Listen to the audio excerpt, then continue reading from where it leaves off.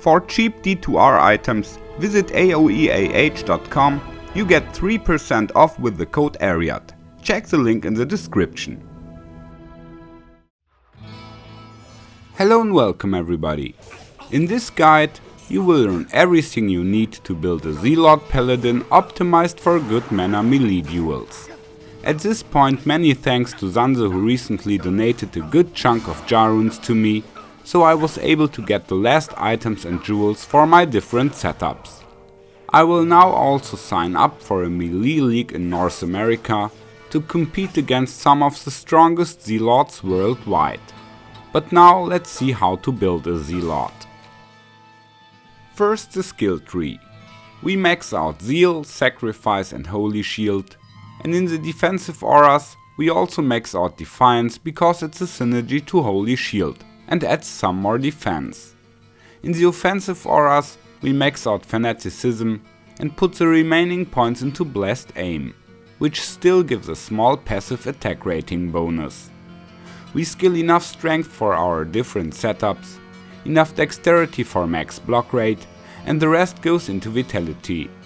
If you really want to get the most out of it, you can also use a token before important matches to adjust strength and dexterity values exactly to the gear, and squeeze out as many life points as possible. Now let's look at the weapons we can use. An Ethereal Death Cleaver is an extremely strong weapon, which can definitely keep up with expensive rare weapons. It's also quite affordable, so it's a popular weapon for newcomers, but also experienced fighters use it because they know the power of this weapon. It has 40 IAS, 66% deadly strike, and the minus 33% target defense is definitely an argument as well. Otherwise, Death is a strong weapon too, high damage, deadly strike based on character level, and 20% bonus to attack rating. Unfortunately, the axe has no increased attack speed, so all IAS must come from the gear. However, in some formats Death is not allowed. An Ethereal Rune Master axe with 5 sockets and a good ED roll can also be used. A typical socketing would be Zot, 2 low runes and 2 IAS ED jewels, but this can vary depending on gear and purpose. People also use rare weapons of all kinds.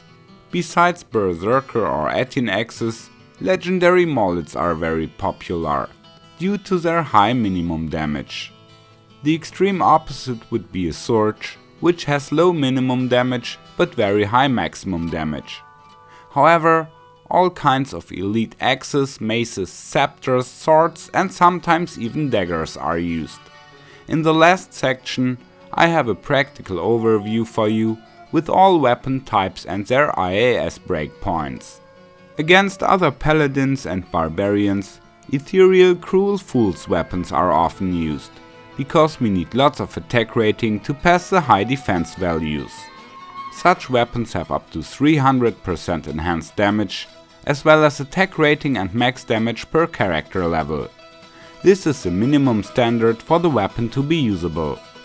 Additionally, there are 2 very important factors that determine the strength and thus the value of a weapon. The first is the increased attack speed affix, which can roll up to 40%. With faster weapon types like Berserker axes, missing IAS can easily be compensated. With a rather slow legendary mallet, however, most common builds need at least 30% IAS on the weapon to reach their breakpoint. The second significant factor is the number of free sockets. These are preferably used for low runes, but depending on the purpose, also IAS ED or ED Max jewels are possible. All weapons that must use their only socket for Zot rune are B tier weapons. Due to the Mechanist's mod, rare items can roll up to 2 sockets, so one is free for use here. That would be an A tier weapon. If a weapon has only one socket, but also the self-repair mod on it, you can of course use the socket freely as well, so this would be an A tier weapon too. In the best case you could have both together, 2 sockets and self-repair. This would be an S tier weapon. You could socket 2 low runes here, easily reaching 100% deadly strike in total. However, I haven't met anyone who owns such a weapon yet. The strongest players I know so far have A tier weapons, or they play EDC. However, there is another class of weapons you should be familiar with: Ethereal Cruel Master's weapons. These have up to 450% enhanced damage due to their double damage roll, but no max damage and attack rating per character level. Instead, they roll up to 250 flat value on attack rating. Basically the same classification applies here as for the Cruel Fool's weapons.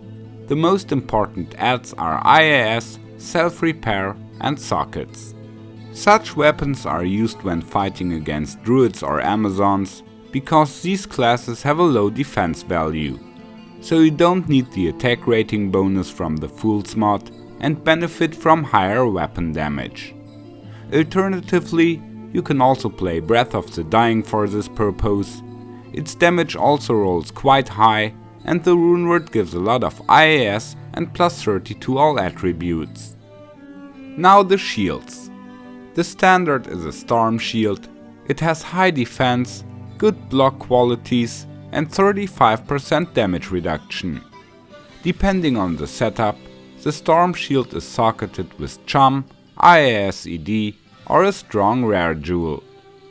Some setups also play Phoenix, preferably in a Sacred Targ or a Vortex shield.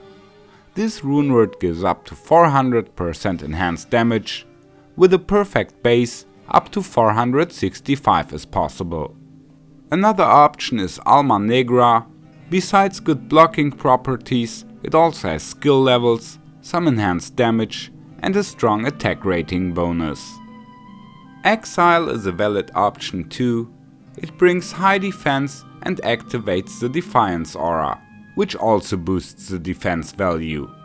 Like that, you can easily reach over 40,000 defense. Due to life tap, however, some formats don't allow it. If you want to get a lot of attack speed from the shield slot, only a J-pot helps. Here you can socket up to 60%. Let's continue with the armors. A 40 Sacred armor is a strong and cheap armor. It adds 300% ED and about 150 life on a max roll. But some setups may need IAS on the armor slot, and in some formats 40 is not allowed. A high standard are yellow or blue ethereal armors with high defense, self-repair and 2 sockets. Black Hades can also offer 2 open sockets for free use, but comes with slightly less defense. In setups without Storm Shield, we need an ethereal shaft stop to get enough damage reduction. Templar's Might, however, is also a good solution for some builds. It has plenty of defense and adds offensive aura levels. This is crucial for some setups. As we will see later, some weapon types get more comfortable breakpoints when reaching level 27 Fanaticism. Now about the headgear. Most builds use helmets with the Visionary mod, which adds an attack rating bonus per character level. 2 sockets are always welcome. Just like with the other armor parts, these can be used for ISED or other strong jewels. For some setups, Bear and or Chum can also make sense. There are different types of headgear, which offer various advantages. Diadems and similar can add +2 to Paladin skills, which may be important for the aura levels, but they unfortunately have low defense. Crafted blood recipe helmets offer a bit more defense and also up to 10% deadly strike. Otherwise, ethereal rare helmets with self-repair can bring very high defense values, but they are also very expensive. A good and cheap solution can also be a G-Phase, especially when fighting Amazons or Druids where you don't need high attack rating. There are basically only 2 options for the gloves. The standard is Steel Rend and you only deviate from this when you need more IAS. In that case, rare or crafted gloves with 20% attack speed, as much defense as possible, and stats like strength or dexterity are very nice. Blood recipe gloves also add life and crushing blow. Safety gloves offer a bit more defense. For the belt the choice is simple, we put the Verdungos, and the boots are usually Gore Riders. It only makes sense to play other items if you have some rare ethereals with self-repair, high defense and good stats. For the jewelry, there are basically two alternatives. Dual Angelics is often played to get enough attack rating when using weapons without Fool's Mod. Alternatively, you play High Lord's Wrath, Ravenfrost and a ring with strength, dexterity, life and attack rating. 2 Ravenfrosts will work too if you miss a good stat ring. In the weapon switch, the Zealot has a CTA, and in my opinion it's a shame not using a scepter here. Additionally, you put the Herald of Zakarum if you prefer more defense, or a Spirit for a higher bow level and more life. In the inventory, the standard is max AR life charms.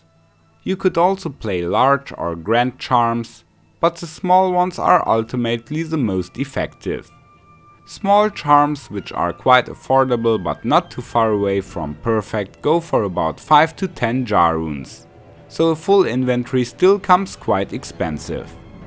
For some settings, charms with defense and life or attack rating and life may also make sense. In mirror matchup, an average Zealot should reach about 23,000 to 30,000 AR, more usually isn't worth it. Also you should have at least about 25,000 defense, ideally 30,000 and more. You should have about 3,500 life. Players with very strong gear can even pass 4,000 life points. The damage values vary depending on weapon and setup. Here you always have to take the deadly strike chance into account as well. The IAS breakpoints also depend on the weapon. For Fanaticism level 25 and 26 they are identical. The next step is at level 27, where you get significantly better breakpoints for weapons with base speed 20 and 10. So this can be important for setups with a legendary mallet or a Netin axe.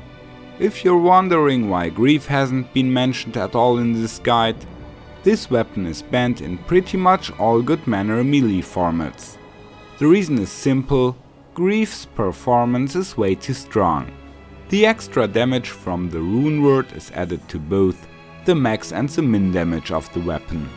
Plus we get IAS, minus target defense and 20% deadly strike. To beat a Grief, you'd need at least a very high rolled A tier weapon, so more than 90% of Zealots would just use Grief, which would be super boring. After all, it's the character building and the different weapon setups that make melee duels interesting. Gameplay skills are obviously not required here, since you just hold your mouse click on the opponent. The challenge lies in the build crafting and the decision of which setup to play against which opponent. That of course requires the appropriate knowledge and a certain repertoire of items. But it's incredibly fun to dive into that and to figure out how to build your Zealot. The weapon is always the core of the build, and it heavily influences how you apply the other parts of your gear. It's also great for collectors who want to build up some greater arsenal of different weapons on the long run, and then decide before each fight which one to use. To keep the duels fair, there are several rules, depending on the format you play. Generally all stuff that slows or freezes the opponent is banned everywhere. But when you enter a PvP community, of course always check out the rules first.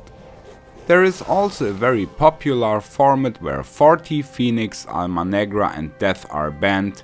In short, no FPAD.